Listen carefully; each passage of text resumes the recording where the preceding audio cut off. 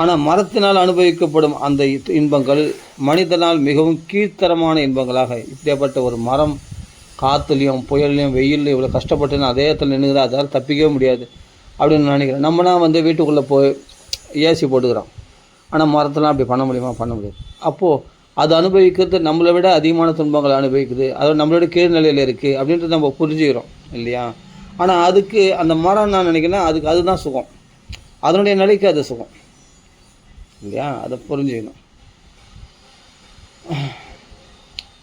அப்போது மரத்தினால் அனுபவிக்கக்கூடிய அந்த இன்பங்கள் மனிதனால் மிகவும் கீழ்த்தரமான இன்பங்களாக கருதப்படலாம். பல்வேறு வகையான உயிரினங்கள் பல்வேறு தரத்தில் வாழ்கிறது. இதெல்லாம் முக்கியமாக இதை அப்படியே கோட் பண்ணே வாங்க, அப்படியே கேட்டுட்டே வாங்க. இது முக்கியமான பாயிண்ட். இது சில பிரபுபாத அழகாக எடுத்தும் போகிறார் இந்த டாபிக்கை.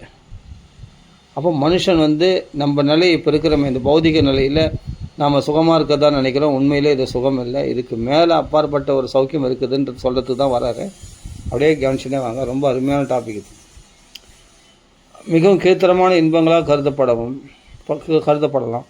பல்வேறு வகையான உயிரினங்கள் பல்வேறு தரத்தில். இப்போ மரத்தை உதாரணம் சொன்னோம், அதுக்கு முன்னாடி என்ன சொன்னோம்? கல்லை சொன்னோம். ஒரு ஜடமான கல், அது உணர்வு வளர்ச்சி இல்லை, அதுக்கு அப்படியே கல் அதே இடத்துல தான் இருக்கும். அதை விட கொஞ்சம் வளர்ச்சி இருக்குது எது? உயிரினமாகிய மரங்கள், ஸ்தாவரங்கள். ஆனால் அதாலேயே நகர முடியாது. கல் மாதிரி கல் எப்படியே ஒரே இடத்துல இருக்குது, அது மாதிரி அதுவும் மரங்களும் ஒரே இடத்துல இருக்குது. ஆனால் கல்லை விட இது கொஞ்சம் முன்னேற்றம் அடைந்த உயிர்வாழி. எது? அந்த மரங்கள். அவைகளால் உணர்வும் சக்தி உடையது. ஆனால் அதன் நிலையில் இருக்கும்பொழுது அதன் நிலையில் அனுபவிக்கக்கூடிய வாழ்க்கை தான் அதுக்கு இன்பமானதாக இருக்கிறது. ஆனால் அதை விட ஒரு படி மேலே கொஞ்சம் நகரத்தன்மையுடைய பாம்பு, கீரிப்புல்லை, இதுபோல் சிங்கம், புலி, இவைகள்லாம் அந்த மரங்களை விட உயர்ந்ததாக இருக்குது. அவைகளுடைய உணர்வுகள் வேறு மாதிரி தென்படுது. அவைகளால் தப்பிக்க முடியும். ஆனால் மரங்கள் காட்டு தீயினால் தப்பிக்க முடியாது. ஆனால் காட்டு தீயிலேருந்து சிங்கம், புலிலாம் தப்பிக்க முடியும். அப்போ மனுஷனால்னா இன்னும் அட்வான்ஸு, மனுஷனுடைய தன்மை இன்னும் அட்வான்ஸாக இருக்குது. அப்போ பாருங்கள், எப்படி பாருங்கள் அந்த பரிமாண வளர்ச்சி. அது மாதிரி தான் பல்வேறு வகையான உயிரினங்கள் பல்வேறு தரத்தில் வாழ்கின்றன. மகிழ்ச்சியை பற்றிய அவர்களின் எண்ணங்களும் உணர்வுகளும் கூட பல்வேறு தரத்தில் வகையிலும் அமைந்துள்ளன. ஒரு விலங்கு வெட்டப்படுவதை மற்றொரு அதாவது ஒரு ஆடு வெட்டப்படுதுன்னா இன்னொரு ஆடு என்ன பண்ணோம்? பக்கத்தில் அது தழையை சாப்பிட்டுன்னு இருக்கும். பார்த்துருக்கீங்களா? நம்ம இந்த அம்மன் கோயிலில் வெட்டுவாங்க, அது மாதிரிலாம் பலி கொடுப்பாங்க கிராமங்களில். அது பார்த்தா ஒன்று 2 ஆடு வெட்டுவோன்னா அது ஒரு ஆடு அப்பாடு தழையை சாப்பிடுங்க, அதுக்கு ஒன்றுமே தெரியாது. அது பாட்டுக்கு வாயில் அது புல்லை மேய்ஞ்சின்னு இருக்கும். ஆமாம், ஒரு விலங்கு வெட்டப்படுவதை மற்றொரு விலங்கு நேரிட்டால் கூட அது புல்லை தின்று கொண்டு அமைதியாக இருக்கும். ஏனெனில் அடுத்து வெட்டப்பட போவது தானே என்பதை புரிந்து கொள்வதற்கான அறிவு அதனிடம் இல்லை. இது நம்மளாம் தான் எப்படி பயப்படும். ஆனால் அது மிருகங்களுக்கு தெரியாது. அவ்வளோதான், அதனுடைய அறிவு அவ்வளோதான். அது அனுபவிக்கும் போது தான் துன்பத்தை அனுபவிக்கிறதே தவிர அது வெட்டப்படும் போது அடுத்தது நம்ம தான் வெட்டுவாங்கன்னு அந்த யோசிக்கிற தன்மை கிடையாது. பாருங்கள் அந்த ஆடுக்கு, அதுதான் விஷயம். ஆனால் அதுக்கு உணவு போட நல்லா சாப்பிடும். அதான் இப்போது தூக்கு தண்டனை கைது மறுநாள் தூக்கு தண்டனைக்கு போட போகிறாங்க சொன்னால் அவனுக்கு சாப்பாடு பிடிக்குமா? எதையும் பயத்திலே இருப்பான் இல்லையா? மறுநாள் தூக்கு தண்டனை போட போகிறாங்கன்னா அவனுக்கு சாப்பாடு தண்ணி எதுவுமே பிடிக்காது. அது மாதிரி. ஆனால் ஆடுகள் மாடுகள்லாம் பார்த்துங்க, மிருகங்கள்லாம் கோழிகள்லாம் பாருங்கள், அதுக்கு தெரியாது. அதனால் கிடைச்சதை சாப்பிட்டு இருந்துகிட்டே இருக்கும். அதனால் இதுதான் அதனுடைய அறிவு வளர்ச்சி.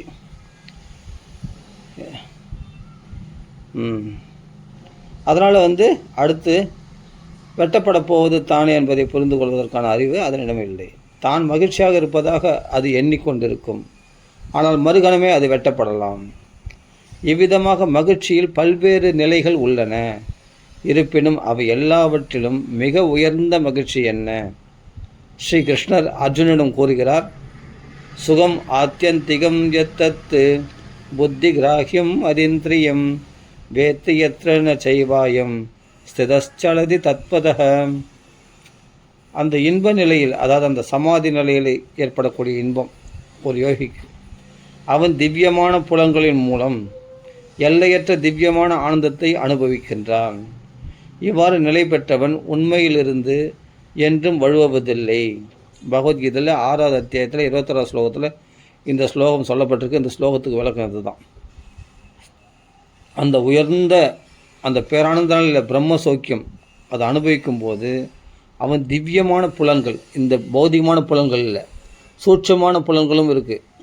அதில் திவ்யமான தெய்வீகமான புலன்கள் இன்பத்தில் புலன்களின் மூலம் எல்லையற்ற திவ்யமான ஆனந்தத்தை அவன் அனுபவிக்கிறானான். இல்லைன்னா அந்த பேரானந்த நிலைன்றது சொல்ல முடியாது. அனுபவிக்கிற அந்த அனுபவம் இல்லாமல் எப்படி சொல்ல முடியும்? அந்த அனுபவிக்கிற புலன் ஒன்று இருக்குது இல்லையா? அப்போது அந்த பேரானந்த நிலையம் அது புரிஞ்சிக்கணும். அதான் சொல்கிறார், அது திவ்யமான புலன். ஆனால் இந்த பௌதிகமான கை, கால், மூக்கு, வாய், நாக்கு போல் இந்த சாதாரண புலன் போல் கிடையாது. இது அந்த பிரம்ம சௌக்கியம் அனுபவிக்கும் போது ஒரு உணர்வுமயமான அந்த புலன், அந்த இன்பம், அது தெய்வீகமான ஆனந்தம். அந்த அதான் சொல்கிறார், சுகம் ஆத்தியந்திகம் ஏத்தத் புத்தி கிராகியம் அதீந்திரியம்.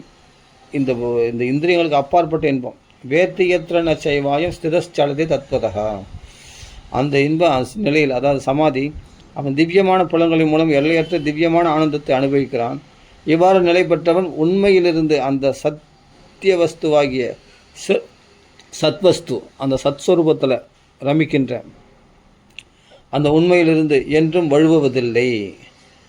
அந்த உண்மையான ஆனந்தத்தை அனுபவிச்சிட்டானா அதிலிருந்து அவன் நழுவுறது கிடையாது. அதான் பிரம்ம சௌக்கியம். இது பகவத்கீதையில் 6வது அத்தியாயம் 21வது ஸ்லோகத்தில் சொல்லப்பட்டிருக்கு. ஒருவன் அனுபவிக்க விரும்பினால் அவன் புத்தி உடையவனாக இருக்க வேண்டும். விலங்குகளின் புத்தி உண்மையான வளர்ச்சியை பெறவில்லை என்பதால் அவற்றால் மனிதர்களைப் போல வாழ்வை அனுபவிக்க இயலாது. இப்போ கை, மூக்கு, கண், இதர புலனுறுப்புகள் என உடலில் எல்லா பகுதிகளும் ஒரு பிணத்திலும் இருக்கலாம். ஆனால் அதனால் எதையும் அனுபவிக்க முடியாது. ஒரு பிணத்துக்கு எல்லா உறுப்புகளும் இருக்குது, ஆனால் அதால் அனுபவிக்க முடியாது. ஏன்னா உள்ள ஜீவன் இல்லை. அதனால் ஏன்னா அனுபவிக்கும் சக்தியாகிய ஆத்ம பொறி அந்த உடலிலிருந்து வெளியேறிவிட்டதால் அதில் எந்த சக்தியும் இல்லை. ஒருவன் சிறிது புத்தியுடன் இதனை மேலும் ஆராய்ந்தால் அனுபவிப்பது உடல் அல்ல என்பதையும், உடலுக்கு அனுபவிக்கிறது இந்த உடல் கிடையாது, நாக்கு சுவைக்கிறதுனா நாக்கு கிடையாது, நாக்கில் உணர்வு இருக்கணும். அந்த உணர்வு எது? அதுதான் இந்த ஆன்ம பொறி. அந்த ஜீவாத்மா தான் உணர்வுடையதாக இருக்கிறது, உணர்வுமயமாக. சின்னஞ்சிற ஆத்ம பொறியே இதெல்லாம் அனுபவிக்கிறது என்பதை புரிந்து கொள்ள முடியும். ஒரு உடலின் புலனுறுப்புகளால் இன்பமடைவதாக எண்ணிக்கொண்டிருந்தாலும் உண்மையான அனுபவிப்பாளர் அந்த ஆன்மீக பொறியே. இன்பத்திற்கான சக்தி அந்த பொறியிடம் எப்போதும் உள்ளது. ஆனால் பௌதிக கூடாரத்தினால் மறைக்கப்பட்டிருக்கும் காரணத்தினால் அது எல்லா சமயத்திலும் வெளிப்படுவதில்லை. இந்த பௌதிகமான உடலால், மனசால் எல்லாம் அந்த ஆத்மா மறைக்கப்பட்டிருக்கிறதுனால அது எல்லா சமயத்திலும் நமக்கு வெளிப்படுறது கிடையாது. அந்த ஆத்மா நம்மளுக்கு தெரியறதில்லை. அந்த ஆத்மாவால் தான் இதெல்லாம் அனுபவிக்கிறோன்றது நம்ம மறந்துடுறோம். அதனை நாம் அறியாவிட்டாலும் கூட இந்த ஆத்ம பொறி இல்லாமல் எந்த ஒரு இன்பத்தையும் அனுபவிப்பது உடலுக்கு சாத்தியமில்லை. ஓர் ஆண்மகனிடம் ஒரு அழகிய பெண்ணின் பிணத்தை வழங்கினால் அவன் அதனை ஏற்றுக்கொள்வானா? பெண்ணும் அழகாக இருக்காப்பா, ஆனால் அவள் உள்ள ஜீவன் இல்லை, ஆனால் அழகான பெண், அவள் உயிர் போயிடுச்சு, அந்த பெண்ணை அவனுக்கு பிடிக்குமான்னா பிடிக்காது. அது பிணம். ஒரு ஆண்மகனிடம் அந்த பெண்ணால் அவனுக்கு எந்த சௌக்கியமும் கிடைக்காது இல்லையா?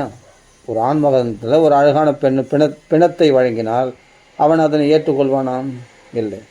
ஏனெனில் ஆன்ம பொறி, அந்த உடல் ஒன்றா அழகாக இருக்குப்பா பார்க்கறதுக்கு, ஆனால் அதுக்குள்ளே ஜீவன் இல்லையே, அவ்வளோதான், பிரயோஜனம் இல்லை. அது அழகாகவே இருந்தாலும் அதான் பிணத்துக்கு பண்ண அலங்காரம். ஏனெனில் ஆத்ம பொறி உடலை விட்டு வெளியேறிவிட்டது. உடலை அனுபவித்து கொண்டிருந்தது மட்டுமின்றி அதனை பராமரித்து கொண்டிருந்ததும் ஆத்மாவே. அந்த பொறி விலகும்போது உடல் சிதைந்து விடுகிறது. நாற்றம் அடிக்க ஆரம்பிச்சுது அந்த உடம்பு. அது தொடவே பிடிக்கல.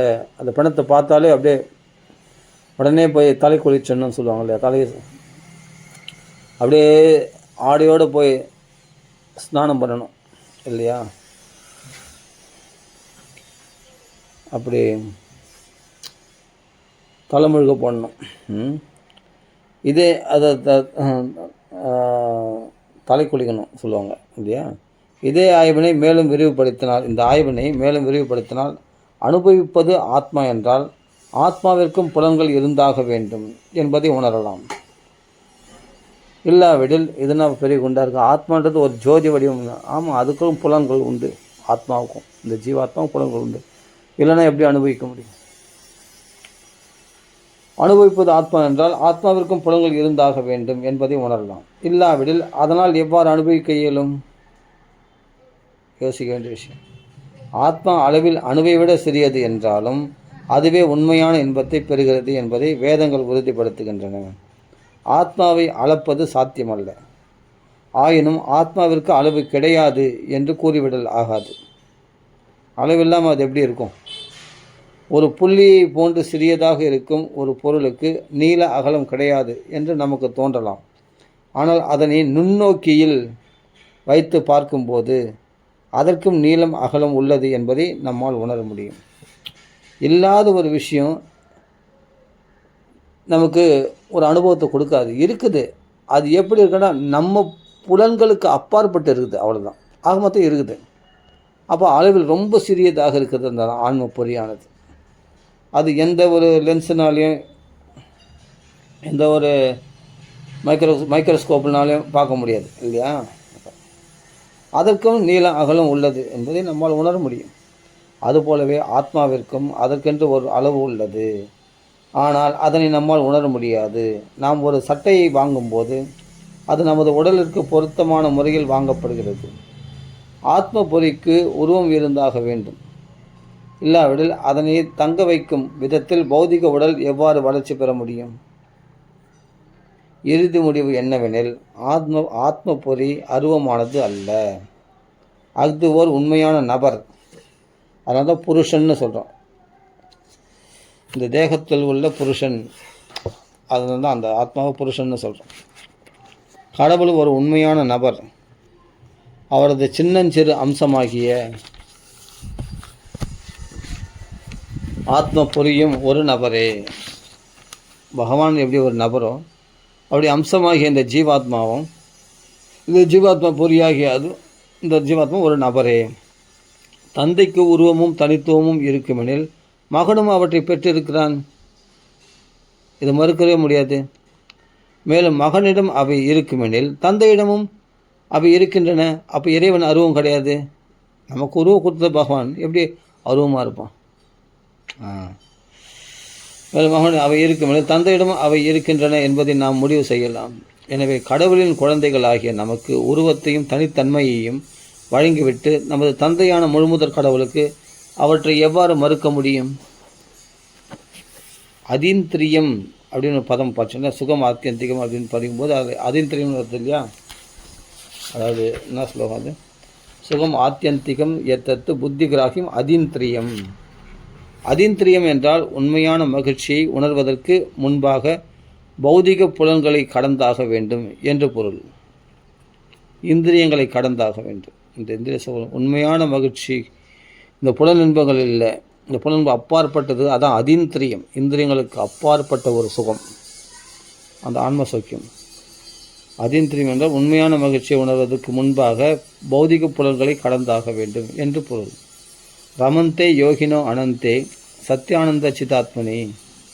ஆன்மீக வாழ்விற்கு இயங்கும் யோகிகளும் உள்ளிருக்கும் பரமாத்மாவின் மீது மனதை ஒருமுகப்படுத்தி ஆனந்தம் அடைகின்றார்கள். இன்பம் என்பது இல்லாவிடில், ஆனந்தம் என்பது இல்லாவிடில் புலன்களை கட்டுப்படுத்துவதற்காக பல்வேறு சிரமங்களை மேற்கொள்வதன் நன்மை என்ன? யோகிகள்லாம் புலன்களை கட்டுப்படுத்துகிறாங்க, ஞானிகள்லாம் புலன்களை கட்டுப்படுத்துகிறாங்களே, ஏன் இவ்வளோ சிரமப்படுறாங்கன்னா அதுக்கு மேலே ஒரு சௌக்கியம் இருக்கின்றதுனால தானே. ஆனந்தம் என்பது இல்லாவிடில் புலன்களை கட்டுப்படுத்துவதற்காக பல்வேறு சிரமங்களை, பல்வேறு கட்டுப்பாடுகளை மேற்கொள்வதன் நன்மை என்ன? இவ்வளவு சிரமங்களை மேற்கொள்ளும் யோகிகள் எந்த வகையான ஆனந்தத்தை அனுபவிக்கின்றனர்? அந்த ஆனந்தம் அனந்த அல்லது எல்லையற்றதாகும். எல்லையற்ற ஆனந்தம் எவ்வாறு சாத்தியம்? அனந்த எல்லையற்றதாகும். எல்லையற்ற ஆனந்தம் எவ்வாறு சாத்தியம்? ஆத்மா நித்தியமானவன், முழுமுதற் கடவுளும் நித்தியமானவர். எனவே அவரது அன்பு பரிமாற்றமும் நித்தியமானதாகும். உண்மையான புத்தியுடையவன் இந்த பௌதிக உடலின் நிலையற்ற புலனின்பத்திலிருந்து தன்னை விலக்கி கொண்டு, அது உண்மையான புத்தியுடையவன், சத்து சித்து சத்தியமான புத்தியுடையவன், சத்தியமான ஞானம் உடையவன், அறிவுடையவன் ஆனந்தத்தை அடையணும். சத்து சித்து ஆனந்தம், அந்த ஆனந்தத்தை அடையணும்னா இந்த பௌதிக உடலின் நிலையற்ற புலனின்பத்திலிருந்து தன்னை விலக்கி கொண்டு ஆன்மீக வாழ்வில் தனது இன்பத்தை நிலைநிறுத்துவான். ஆன்மீக வாழ்வில் முழுமுதற் கடவுளுடன் அவன் ஈடுபட்டிருப்பது ராசலீலை என்று கூறப்படுகிறது. அந்த ஆன்மீக வாழ்வில் பகவானுடைய சௌக்கியத்தில் தன்னை ஈடுபடுத்திக் கொள்வது தான் ராசலீலை என்று சொல்லப்படுகிறது. ரொம்ப முக்கியமான ஸ்டேட்மெண்ட் இது.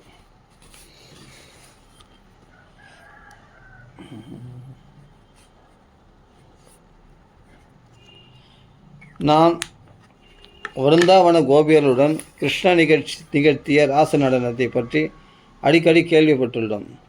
அது பௌதிக உடல்களுக்கு மத்தியில் நிகழும் சாதாரண பரிமாற்றம் அல்ல, மாறாக ஆன்மீக உடல்களுக்கு இடையிலான உணர்ச்சி பரிமாற்றமாகும். இதை புரிந்து கொள்வதற்கு ஒருவன் ஓரளவேனும் புத்திசாலியாக இருத்தல் வேண்டும். ஏனெனில் உண்மையான மகிழ்ச்சியை புரிந்து கொள்ள இயலாத முட்டாள் மனிதன் இந்த பௌதிக உலகில் மகிழ்ச்சியை தேடுகிறான். கரும்பின் சுவையை பற்றி அறியாத ஒரு மனுஷனுடைய கதை ஒன்று இந்தியாவில் உள்ளது. அவனிடம் கரும்பு மிகவும் இனிப்பாக இருக்கும் என்று மென்று உண்ணப்பட வேண்டும் என்றும் கூறப்பட்டது. கரும்பு பார்ப்பதற்கு எவ்வாறு இருக்கும் என்று அவன் வினவிய போது, அது மூங்கில் குச்சியை போன்று இருக்கும் என்று ஒருவன் பதிலளித்தான். எனவே இது வரைக்கும் அவன் கரும்பை பார்த்தது கிடையாது. ஆனால் கரும்பு கடித்து சாப்பிட்டா ரொம்ப இனிப்பாக இருக்கும் அப்படின்னு கேள்விப்பட்டிருக்கான். அது எப்படி இருக்கும்னா, அது மூங்கில் குச்சி போய் கணுவாக இருக்கும் அப்படின்ட்டு யாரும் சொல்லியிருக்காங்க. சரி, எனவே அந்த முட்டாள் எல்லா விதமான மூங்கில் குச்சிகளையும் மெல்வதற்கு ஆரம்பித்தான். அவனால் கரும்பின் சுவையை எவ்வாறு அனுபவிக்க முடியும்? அதுபோலவே நாம் மகிழ்ச்சியையும் இன்பத்தையும் இந்த பௌதிக உடலை மெல்லுவதன் மூலமாக அடைய முயல்கிறோம். இதனால் எந்த ஒரு மகிழ்ச்சியும் இன்பமும் நமக்கு கிடைப்பதில்லை. இன்பமான சிறு உணர்ச்சியை ஒரு குறுகிய காலத்திற்கு நம்மால் பெற முடியும். ஆனால் அது தற்காலிகமானதாக இருப்பதால் அது உண்மையான இன்பம் அல்ல. அது வானில் கனப்பொழுது தோன்றி மறையும் மின்னலை போன்றதாகும். ஆனால் உண்மையான மின்னல் அதற்கு அப்பால் உள்ளது. மகிழ்ச்சியை பற்றிய உண்மையான தகவல்களை அறியாத காரணத்தினால் ஒரு மனிதன் உண்மையான மகிழ்ச்சியிலிருந்து விலகிச் செல்கிறான். உண்மையான சந்தோஷம் இருக்குது இந்த உலகத்தில், ஆனால் இந்த உலகத்தில் நம்ம அனுபவிக்கிற சௌக்கியம் உண்மையான சௌக்கியம் இல்லை. இது உண்மைன்னு நினச்சின்னு இருக்கோம். ஆனால் இதுக்கு மேலே நிரந்தரமான அடிக்கடி இன்பம் துன்பம் மாறி மாறி வருகிற இந்த சௌக்கியம் கிடையாது. இதுக்கு அப்பாற்பட்டு நிரந்தரமான சௌக்கியம், அந்த கேவல அனுபவ ஆனந்த ஸ்வரூபம், எல்லையற்ற ஆனந்தம், துன்ப கலப்படம் இல்லாத ஆனந்தம் இருக்குது. ஒருவன் உண்மையான மகிழ்ச்சியில் தன்னை நிலைநிறுத்துவதற்கான வழிமுறையே கிருஷ்ண உணர்வாகும். கிருஷ்ண உணர்வின் மூலமாக நாம் நம்முடைய உண்மையான புத்தியை படிப்படியாக வளர்த்து கொள்ள முடியும். ஆன்மீக வழிமுறையில் முன்னேற்றம் அடையும் போது நாம் இயல்பான ஆன்மீக ஆனந்தத்தினை அனுபவிப்போம். ஆன்மீக ஆனந்தத்தினை அனுபவிக்க ஆரம்பிக்கும் போது அதற்கேற்ப நாம் பௌதிக மகிழ்ச்சியினை கைவிட்டு விடுவோம். இதெல்லாம் சும்மா நம்மளை ஏமாத்துதுரா. எப்போ கரும்பினுடைய உண்மையான சுவையை அனுபவிக்கிறாங்கன்னா அப்போ குச்சி மறுபடியும் அவன் மூங்கில் கட்சியெல்லாம் போய் கட்சின்னு இருப்பானா? அந்த கரும்பினுடைய சுவை அறியாத வரைக்கும் தான் மூங்கில் குச்சியை கட்சின்னு இருந்தான், அந்த மூங்கில் கட்டைகளை. ஆனால் அதில் சுவை இல்லை. அப்போ அவனுக்கு கரும்பு சுவையை ஒருத்தன் காடிக்கு தான், எதே எடா முட்டாள், என்னடா அந்த இல்லை கரும்பு கணுவாக இருக்குன்னு சொன்னே, அதனால் இதுதான் கரும்பு நினச்சேன், மூங்கில் கட்டையை நான் சாப்பிட்டுருந்தேன். இல்லைடா இது இல்லைடா கரும்பு, இங்கே வாடான்னு சொல்லிட்டு அந்த கரும்பை வெட்டி குத்த உடனே அதை சாப்பிட்டோடனே, ஆஹா இவ்வளோ இனிப்பாக இருக்குது கரும்பு அப்படின்னு அதை தெரிஞ்சு அதை ஒருத்தன் காட்டி கொடுத்து தான் குரு வேணும். இதாண்டா கரும்பு, இது மூங்கில் தான், இது கரும்புடா காண்பிச்சு கொடுத்தா அந்த கரும்பினுடைய சுவை அனுபவிக்கும் போது ஆஹா செம்ம டேஸ்ட்டாக இருக்குது. நல்லா மென்று அந்த சாரை சுவைச்சி அனுபவித்து அவன் கரும்பு அப்படியே ஒரு கரும்பு முழுவதும் சாப்பிட்டுடுவான் இல்லையா? அதுதான்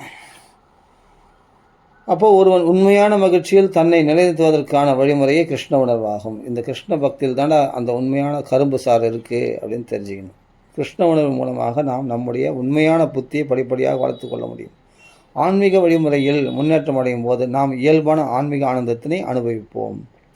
ஆன்மீக ஆனந்தத்தினை அனுபவிக்க ஆரம்பிக்கும் போது அதற்கேற்ப நாம் பௌதிக மகிழ்ச்சியினை கைவிட்டு விடுவோம். புரியுதுங்களா?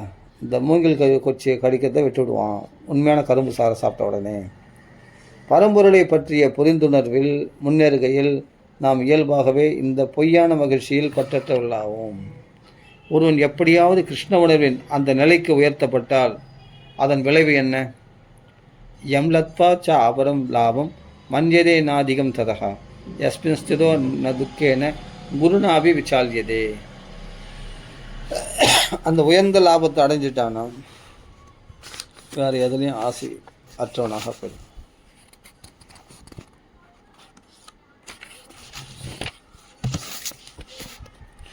இதைவிட உயர்ந்த லாபம் ஏதுமில்லை என்று அவன் நினைக்கின்றான். அந்த நினைப்பு வந்துச்சுன்னா, அந்த நிலையை அடைஞ்சிட்டானா, அத்தகைய நிலையில் அமைந்தவன் மாபெரும் துயரங்களுக்கு மத்தியிலும் ஒருபோதும் அசைக்கப்படுவதில்லை. அந்த நிலையை அடைஞ்சிட்டான்னா இந்த உலக துன்பங்களால் பாதிக்கப்படுறது கிடையாது. என்ன விச்சாலியதே, அதான் சொல்கிறேன். அந்த பேரானந்தத்தில் தலைச்சிட்டான்னா எஸ்மின் ஸ்திதோ ந துக்கேன குருநாவி விசாலியதே. பெரிய பெரிய துன்பங்களால் துக்கேன அதனால் சலிக்க மாட்டானா, அசைக்கப்படுவதில்லையா. பகவத்கீதை 6வது அத்தியாயத்தில் 22வது ஸ்லோகத்தில் சொல்லப்பட்டிருக்கிறது. பகவத்கீதையில் ஒருவன் அந்த தளத்தினை அடையும் போது இதர சாதனைகள் அனைத்தும் அற்பமானவையாக தோன்றுகின்றன. செல்வம், பெண்கள், புகழ், அழகு, அறிவு என இந்த பௌதிக உலகில் நாம் பலவற்றை அடைய முயல்கிறோம் இல்லையா? செல்வத்தை அடைய தான் தேடி ஓடுறோம். அழகான பெண்ணை அடைய ஆசைப்படுறான். நல்ல புகழை சம்பாதிக்க பார்க்குறான். நல்லா அழகுபடுத்தின்னு பார்க்குறான் தன்னை. நல்ல அறிவு வளர்த்துக்குள்ளே நிறைய புஸ்தகங்களை படிக்கிறான். இதெல்லாம் பௌதிக உலகில் நாம் பலவற்றை அடைய முயற்சிக்கிறோம் இல்லையா? இதெல்லாம் உண்மையான சௌக்கியம் இல்லை. ஆயினும் கிருஷ்ண உணர்வில் நிலை பெற்ற மாத்திரத்தில் இதை காட்டிலும் சிறந்தது ஏதுமில்லை என்று நினைக்கின்றோம். கிருஷ்ண உணர்வு தான் உண்மையான சந்தோஷம். கிருஷ்ண உணர்வு மிகவும் சக்தியுடையதாக இருப்பதால் இதில் உள்ள சிறிய சுவையும் ஒருவனை மிகப்பெரிய அபாயத்திலிருந்து பாதுகாக்கும். ஒருவன் கிருஷ்ண உணர்வின் சுவையினை அனுபவிக்க தொடங்கிய மாத்திரத்தில் அவன் இதர பெயரளவு இன்பங்களையும் சாதனைகளையும் சுவையற்றதாக காணத் தொடங்குகிறான். இந்த யோக சாதனை, ஞான சாதனை எல்லாமே சுவையற்றதாக காணத் தொடங்குகிறான். மேலும் அவன் கிருஷ்ண உணர்வில் ஸ்திரமாக நிலை பெற்று விட்டால் அவனை எந்த ஒரு மிகப்பெரிய அபாயமும் தொந்தரவு செய்ய முடியாது. பௌதிக உலகம் அபாயத்தின் இடம் என்பதால் இங்குள்ள வாழ்வில் பல்வேறு அபாயங்கள் உள்ளன.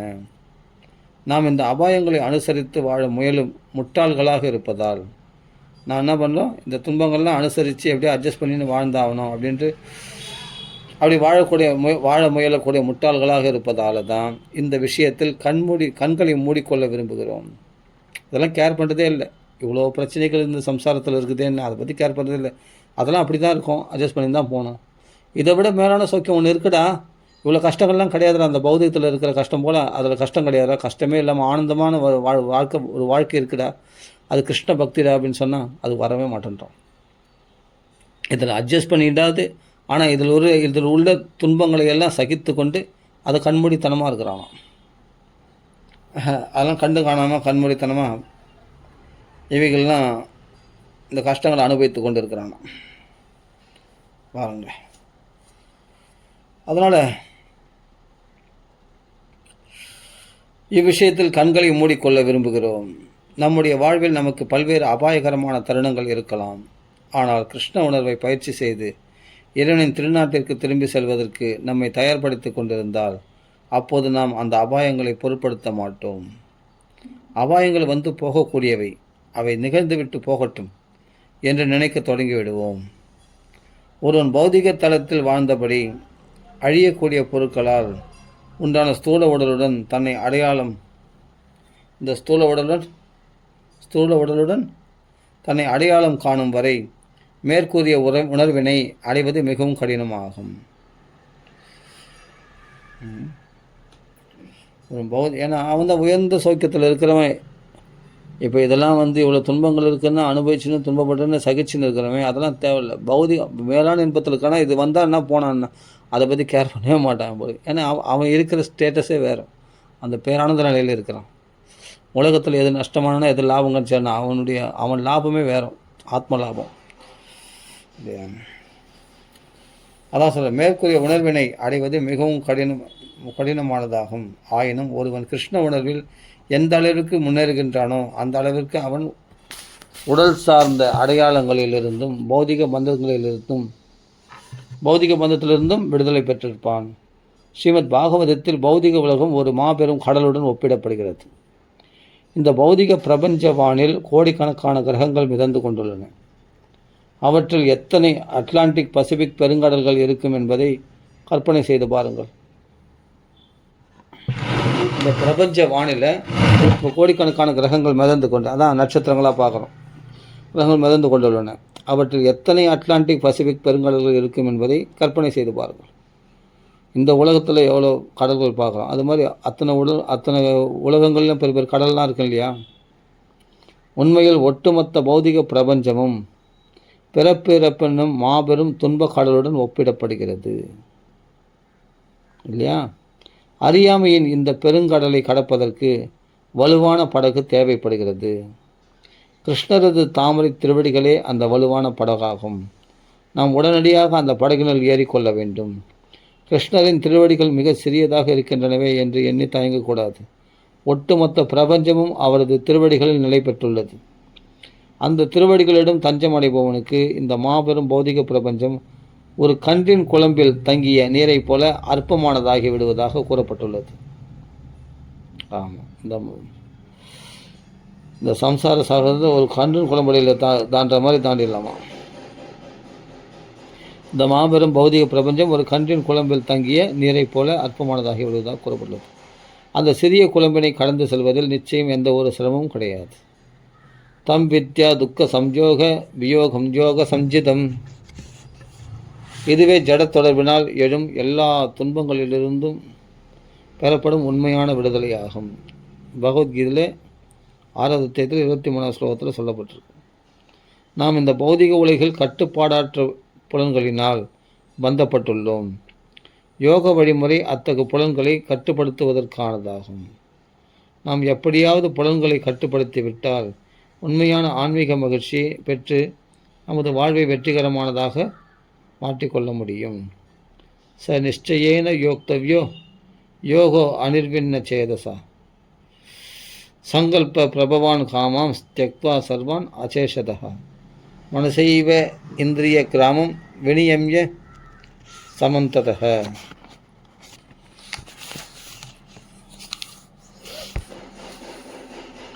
சனைர் உபரமித்து புத்தியாத்ருதி கிரஹிதயா ஆத்மசம்ஸ்தம் மனோகிருத்வா ந கிஞ்சித் விசிந்தயேத்.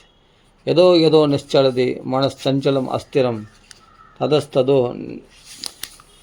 ததஸ்ததோ நியம் ஜெய்தத்து ஆத்மன்யேவ வசம் நயேத்து. யோக பயிற்சியில் உறுதியுடனும் நம்பிக்கையுடனும் பாதையிலிருந்து பிறழாமலும் ஈடுபட வேண்டும்.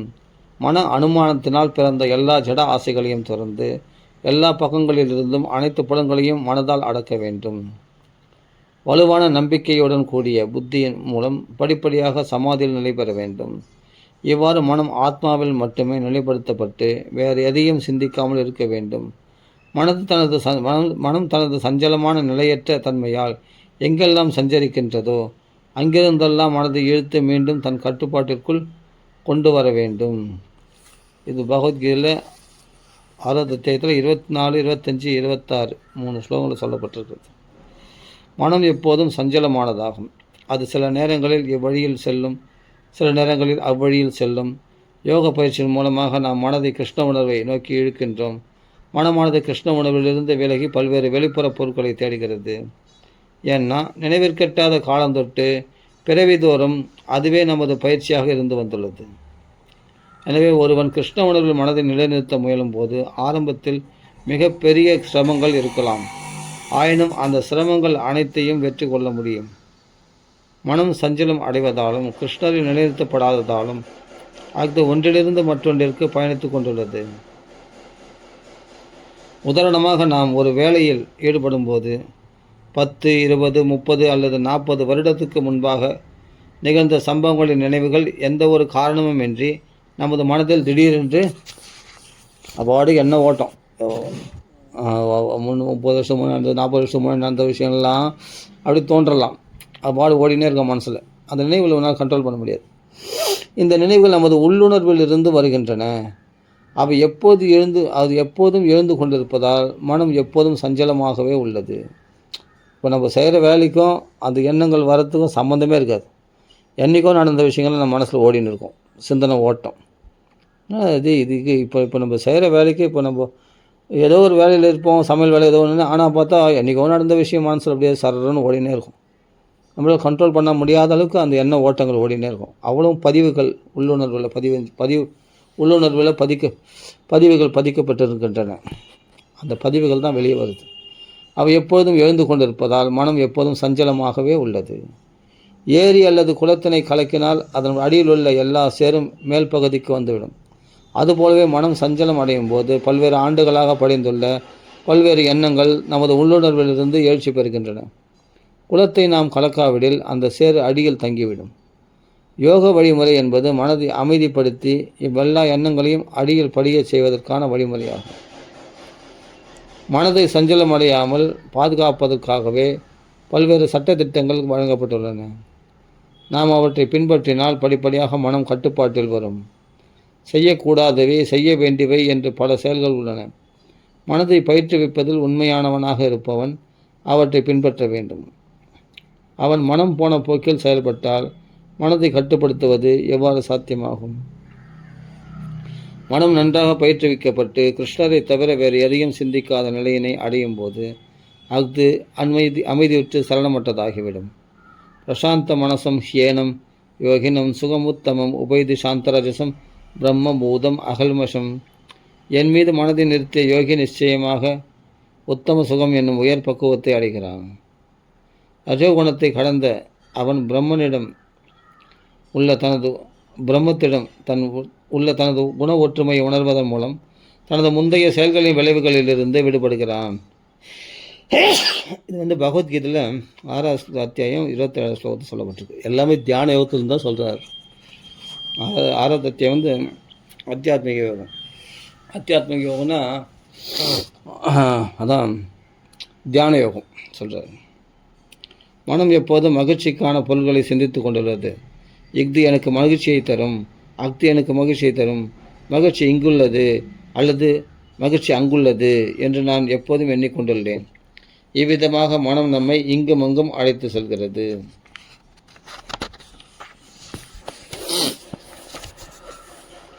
இது கடிவாளம் இல்லாத குதிரைகளுடன் தேரில் பயணிப்பதை போன்றதாகும். அவ்வாறு பயணிக்கையில் நாம் எங்கு செல்கிறோம் என்பதை கட்டுப்படுத்துவதற்கான ஆற்றல் நமக்கு கிடையாது.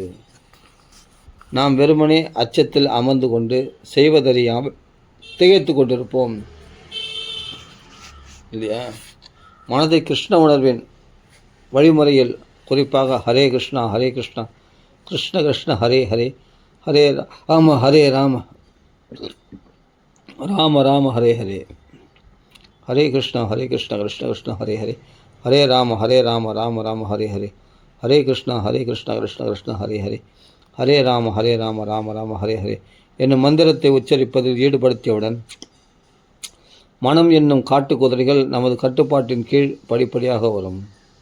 தற்காலிக பௌதிக உலகில் மகிழ்ச்சியை தேடி ஒன்றன் பின் ஒன்றாக பயனின்றி நம்மை அலைகழிக்கும் கட்டுப்பாடற்ற கொந்தளிக்கும் மனதினை கட்டுப்படுத்துவதற்கு வாழ்வின் ஒவ்வொரு தருணத்திலும் நாம் கிருஷ்ண சேவையில் ஈடுபட வேண்டும்.